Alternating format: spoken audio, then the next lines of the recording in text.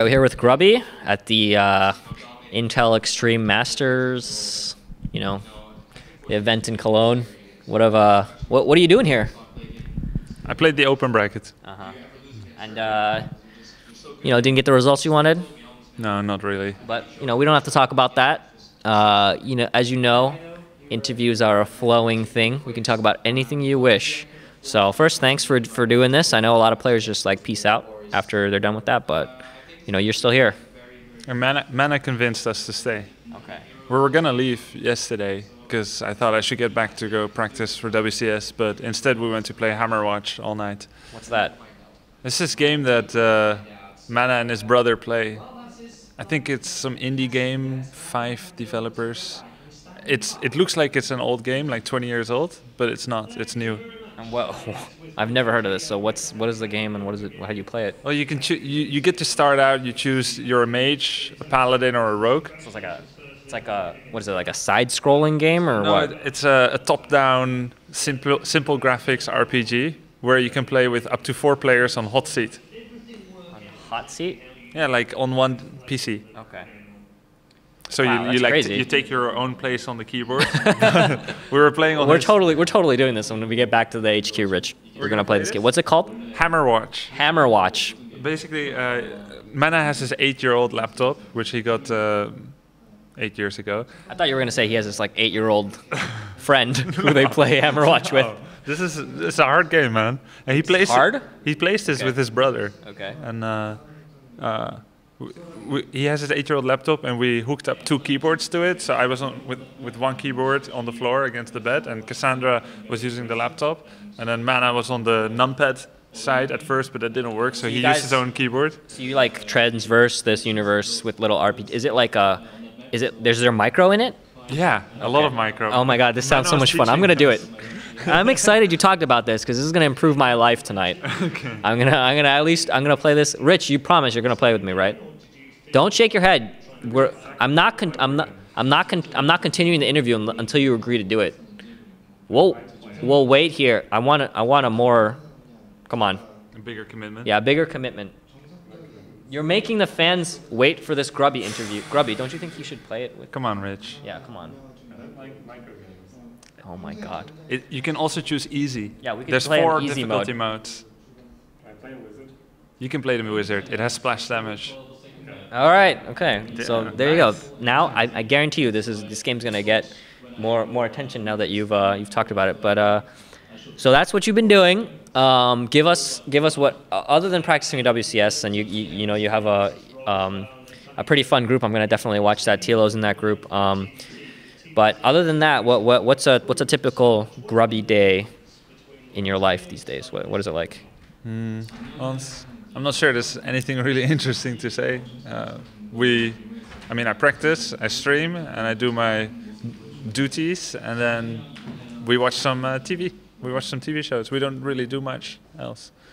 That sounds perfect. Actually, you don't go outside much? Not much, but I guess we like it that way. So. Yeah. I don't go outside a lot either. What TV shows do you watch? So obviously waiting for every new Game of Thrones and Walking Dead episode. Okay. And I have, what's it called, Battlestar Galactica downloaded, but we haven't watched it yet. Mm-hmm. We just started on Brun, like a Swedish-Danish bridge police thriller series. It's called The Bridge. The Bridge, It's an American adaptation with I forget who it is, but those yes. usually aren't as good as a... True. They're usually not as good, but I don't speak Swedish or Danish, so I can't But they understand. have subtitles. Okay. So you watch it in the original language and subtitle it? Yeah. Okay, maybe I'll check that out. It's It's about stalking a serial killer, right? What? I think it's a detective thing about stalking a serial killer between 2 bordering countries. We just watched 1 episode. Well, I didn't watch it either. I He just just know that's killed- the synopsis. He killed 2 That's people. not a spoiler. That's not a serial killer yet. It could be a like a crime of passion. Wow, you're terrible at watching series. Did you not realize Dexter was a serial killer until like episode 5? I thought he just liked blood oranges. It's a cooking show, right? And we just we're also up to speed with Person of Interest. Which when we started watching it, it seemed kind of cheesy, and then it got really cool, and then the last episode seemed kind of cheesy as well. It's fun. So going back to the Game of Thrones thing, that's coming out in like 2 or 3 months, I think. Do you read the books? Yes. And are you completely caught up in the books? Yeah. Yeah, I read everything. Okay. And do you think that the 6th book will come out this year? I have no opinion on the matter. I haven't been keeping up with it. You know, I haven't been checking when they come out. Do you take off a day when it comes out to read it? That's what I do. No. I can't. I can't do anything. You don't like putting down a book when you're still reading it? Oh yeah, I'll power through that thing 18 hours straight. I'm just locked in. I read like half an hour a day. Oh my God, how do you even handle that? You can read one of those like page turner plot thick books 30 minutes at a time? Wow. Yeah. You must have some crazy self-control. Discipline. I don't think it's self-control. I like enjoying half an hour a day before I go to sleep, and then I dream about it, and then I wake up and I try to catch up where I was. Oh, okay. It's one way to go. I'm the other way. I gotta go full. I need to know what happens. I get fed up if I read so long in a row. Like my legs start kicking like that. Not like I'm living such an active lifestyle at other times, but I start feeling unsatisfied with the day. Okay. I don't know why. So your typical day is quite boring. No offense, but still quite enjoyable. I feel it's quality over quantity. I like it, but objectively, yes. What do you do on an atypical day? Non-typical. Yeah, I know. I know what atypical means. People. I'm just not sure I have many atypical days. I guess I'll be traveling to a tournament. Is that atypical? Yeah, it's kind of. Holiday once every 3 years. That would be atypical. I'd like to go diving or skiing, but it's been so long since I went skiing or snowboarding. Do you watch the Winter Olympics? No. Why not? I have my... Don't you want to know what's going to go wrong in Russia? I didn't even know it was in Russia. What? I have my fair share of competition. It's in Sochi, Russia, and apparently the conditions are deplorable. That's not surprising.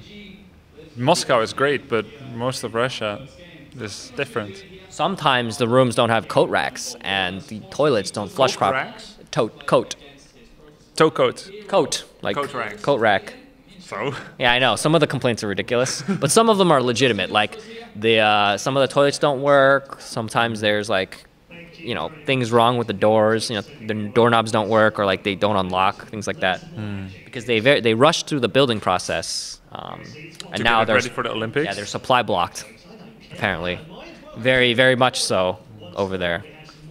But the Olympics, it's exciting. Do you watch the Summer Olympics? Like I said, I have my fair share of competition watching esports. What competitions have you watched recently? For esports? Yeah. Everything. Everything? Well, hit me. GSL, Pro League. I mean, Ace Star G had a first class seat, front row, because I casted it, and some other events too. What is your favorite Pro League team? I don't have a favorite team. I just watch the processes.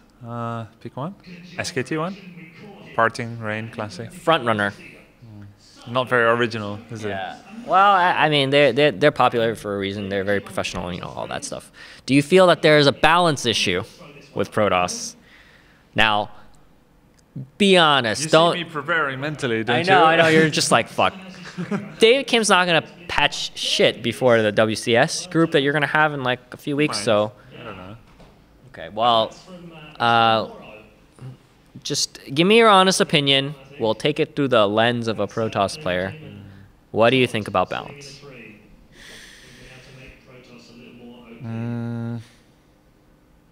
I don't know, like, I can say, like, yeah, Protoss is doing well. I can see that in Korea.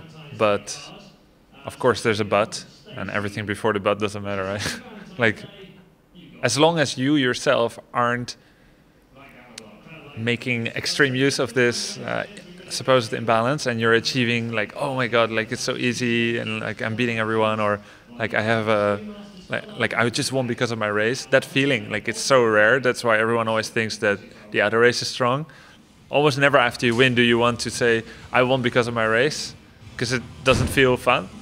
So it's really hard to admit to such things for people when like when Zerg had their time, when Terran had their time, when Protoss had their time, because then that must mean that you are even worse than you thought. Yeah, it's And very true. that kind of feeling is actually very common in StarCraft 2, which is why not so good players, they whine all the time. And even if pro gamers don't, secretly there's always still a bias, of course. So The dreaded patch race classification. and just to, okay, I know that this speech is most common when your race is the most stands accused Yeah, the most. yeah. But it's so sad when you don't get credit when you do well, and when you lose, it's such a joke. You know. Yeah. So It's a lose-lose situation. yeah, and I guess nothing's gonna change in the way that people converse about these matters. But it's. Right. I gotta ask though. So we'll get that out of the way. What do you think about Swarm Host though? Exciting matches. I like the part where they aggressively unburrow and attack in all the different places. Yeah, but yeah. recently I've been seeing more games where the games go long. And if that starts to be a problem, then I think we should look at it. Think like you could take a lot of those Swarm Host games and just sub out the player for like maybe 1 or 2 minutes and nothing would change. And when you have that happen, I think there might be an issue. I was thinking of doing this new BenQ video, like promo video to promote my sponsor and to show how I practice nowadays. I would set up. The reason I'm putting it out is because I don't think I'm going to be able to do it because of the resources it would take. But I would put like 5 PCs next to each other and put my equipment, put like duplicate equipment everywhere. I would start a ladder game, and Cassandra will be playing Hearthstone in the background. And then as soon as I hit a Zerg and we get past the 20-minute mark, I'll just ask her to take over, like just stand in a corner. Yeah. And then I go queue up the next game. And then as soon as that one, ask her to control those two. And then next I call my mother. And then she comes in. Because like once you get to that point, all you need to do is like sit back. Because I think that's actually the best. If you just make a giant air army and then you go stand in a corner with cannons, force fields, and just like once all the money is mined out. And then I would have like lots of different games on barcodes running at the same time. Do you think that they could fix that easily with the same way Brood War was, where you would get some gas from the depleted geysers? Ah, right. You got gas. Because remember, Yeah, say, yeah. some brilliant company back in the day realized that when you have a stalemate, there needs to be a way to infinitely break that stalemate. So they thought, instead of having a depleted geyser, let's have the resources just return really slowly. And, like that company, whoever it was, brilliant idea. So do you think that would fix it? I think in StarCraft 2 it wouldn't, because it would just remove a lot of the incentive to expand, like even more. Like 3-4 base would be enough forever, probably. Yeah. Because usually we need more gas. So I don't think so. Like it's really complicated. There's a lot of good decisions. And we had a heated talk yesterday too about all the problems in the world in StarCraft 2 that needed World to get hunger? fixed. Or No, StarCraft 2. Oh, okay. Right. got it. With Manali. One of those late night hotel talks Between bro tosses? between Brotos. Yeah. It's like all the things that could be done. Yeah, because I think it's not good for the StarCraft 2 esports or like for casuals with the Swarm House. And then like once it gets to a really big waiting game, regardless of who wins. I had a really fun game yesterday, 58 minutes against Firecake, but like I don't think that's good for the game, right? To have every game be 1 hour. Sometimes it's good. Because like sometimes those games get a ton of viewers and people are like, this is amazing, That's whatever. true. But I every love time it's watching like, those. But yeah, what could you do? I mean, you can say Swarmos is too strong, but that's not the point, is it? Because No, if you don't go Swarmos, they're not strong, they're boring. Yeah, There's yeah. a difference, yeah. Yesterday, by the way, late at night, there was an amazing game between In Control and Vibe. Did you watch that one? No, but I read about it. That one involved Swarm Hosts, and it was one of the most entertaining ones I've seen. Was he aggressive with them? Okay, so what happened was they actually had to switch bases. Like In Control successfully killed 2 expansions, and Vibe had to expand to the base in front of In Controls, and he pushed in with Swarm Hosts, and they switched bases a whole bunch of times, and that's exciting, But the long 45, 50 plus minute stalemates with them. I don't know. What would be your solution if you were David Kim? First of all, take a second, because Yeah, but that's a long time to think this about is like, it if I was... if you were David Kim, I know your mind would just explode right now, but what I think to a degree we underestimate like the various factors that he has to keep in mind when he's making various decisions, but still sometimes to us some of the suggestions or ideas seem to come a bit out of the blue, like addressing things which aren't an issue or not addressing things which seem obviously an issue to everyone. But then the solution isn't always simple. You can tweak values, or you can go hard changes, where you actually change the way like projectiles go. You know, like the fungal growth thing, that was a hardcore change, and they didn't do that until HOTS, right? Yeah. So that requires extra manpower, I guess extra money, extra time. So those changes don't get made lightly. I feel like probably David Kim, he can make like plus damage and minus HP changes easily. But if we want to change the way stuff works, like actually works, yeah, that's a much bigger change. Do you think that we should have that kind of thing, though? I think so, absolutely. There's big changes all the time. My biggest issue with StarCraft 2 is that the fights happen so quickly. Like Brood War had like between 20-second to 1.5 minute fights, maybe. Would you say that's fair? Yeah. And Warcraft 3 between Warcraft 3 was too 30, I think 30 Warcraft 3 was seconds too long. to 15 minutes. Yeah. If you're at a healing fountain. Yeah. I think that Warcraft 3 is actually too slow. Yeah. And I think StarCraft was... For me, I loved Brood it, War, right? Obviously. There's more control, but you have to balance control with excitement. Yeah. But StarCraft fights, usually it's like pre-spread is the most important thing. Like just spreading out, concave, convex, yeah. And then you start the fight, and it's like, it just blows up in your face. And suddenly it's like, oh, it's over, you know. I guess one of my Colossi wasn't shooting, so I lost, even though I had more upgrades. And it was that kind of thing. Whereas you can't plan as much. Like when you abort a Colossus shot, it doesn't do damage. So like it's kind of not encouraged to micro Colossi too much. Yeah, I mean, there's a lot of little things about it. I think one of the main complaints is that it's actually very difficult to fight micro-wise from a disadvantageous position.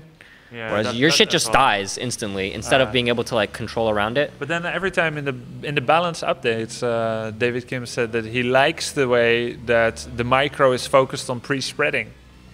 Which I don't know if he's, you know, there's always a difference between rationalizing something that is in place which you cannot change right now or anymore, or having an actual reason for something. Yeah, I don't think anyone in the Blizzard HQ was like, okay, let's make all the micro, most of it, based on spreading your units before the fight. Like, I don't think anyone thought of that.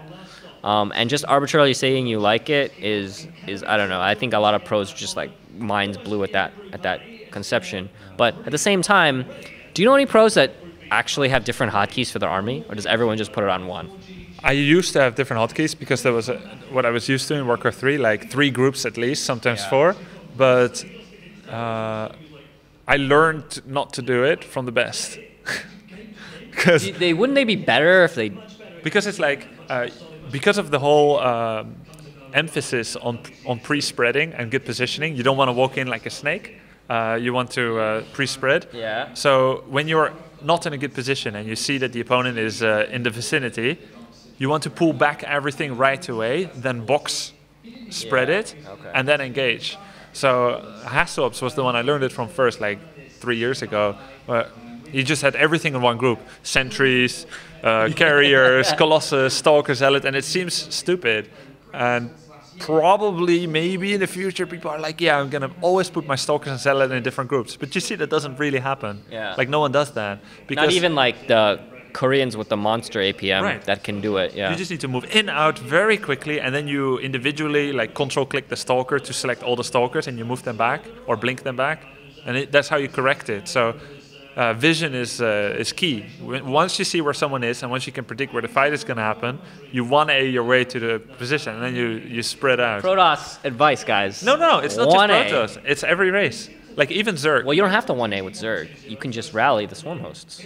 Of course, but let's say if you play a fair composition where, where you have like lots of Zergling, Roach, and Hydra, you see what they do. Even Stefano with like 270 degrees surround or whatever, you put a part everywhere boxing, and then you 1A to the middle. Because if you're not, and you do it like Brood War, and you have 7 groups of 12 but you can units, have one group of everything and then several broken up, right?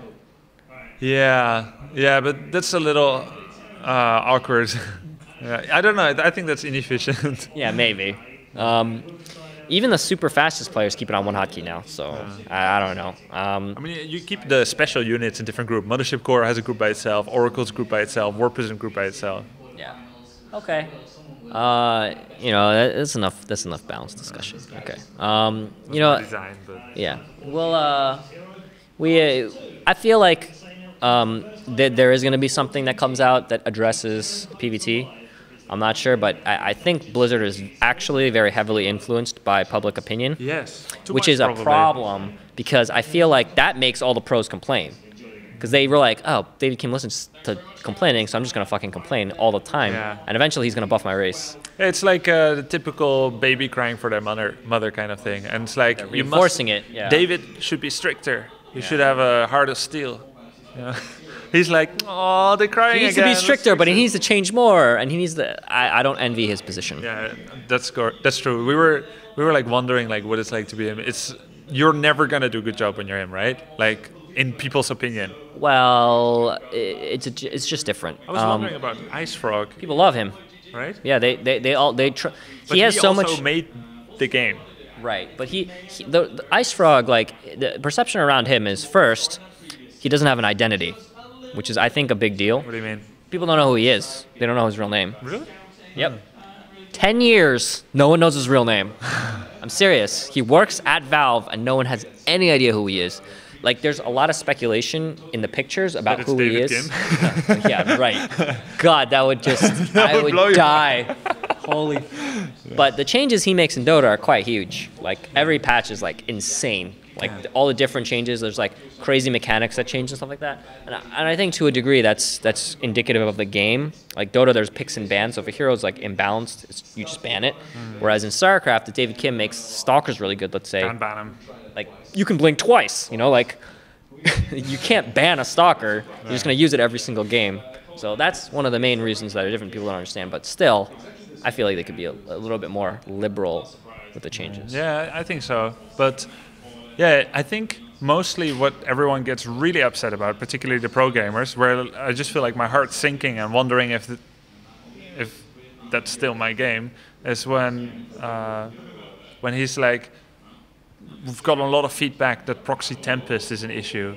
And everyone is just like, what? Just because Rotterdam does it on stream? Or it's like, someone on Bronze complained? Because back in Warcraft 3, now I know I'm not like one of the necessarily the top players to go to in StarCraft 2 for feedback, but in Warcraft 3 I was, and I was talking to Blizzard like very regularly, and I like to think that I was pretty objective about it. Like, I gave nerfs for my own race, I gave buffs for others, nerfs for others, buffs for my own. Like, basically just try to make it really also interesting for the fans. Like, buff the units that don't get used much, just for the sake of it, right?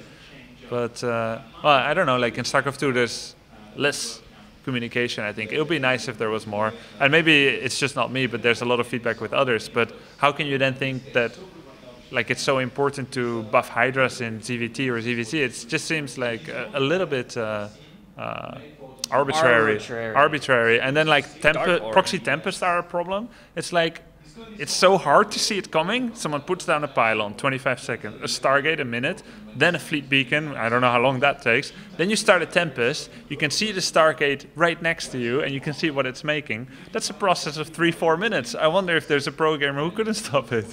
4 minutes you have. I'm going to Proxy Tempest you in 4 minutes. Get ready. Maybe you're just not doing it right. Yeah, maybe. That could be true. And you know what? I'm probably going to have to eat my words. Like, it's going to be like the next... get Proxy Tempest and lose. Honestly, and this interview is going to be linked everywhere, and people are going to be like, honestly, Grubby's not prepared for Proxy Tempest. Let me say this then. If they give plus 30 damage to structures, they'll be really inbound to snipe like Tech Lab with Stimpack. But I don't think that's like the solution for Swarmhouse or something. And I think Hydras, to just look at it, ZVZ also, they'll be quite strong in ZVP. Although, no matter how strong you make Hydras in their DPS, they'll never be as big of a problem as some other things, because they're still easy to die. They're weak. Whereas if I kill one Swarmost in a whole game, I'll be happy already. Because usually I win the game if I win Swarmost without killing a single one, unless like they miss rally one. Yeah. Killing a Swarmost does feel super satisfying, though. I have a MP3 with a 10-hour Swarmost dying sound. Do you want it?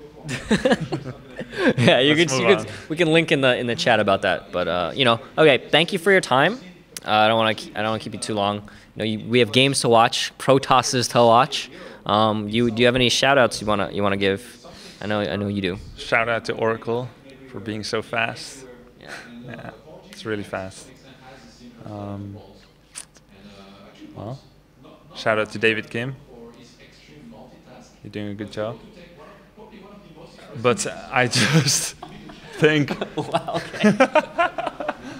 just all right. Don't read Reddit so much, I guess. Okay. I think so. And that's probably... is that advice just for David Kim, or? I guess so. And for myself. Yeah. Okay.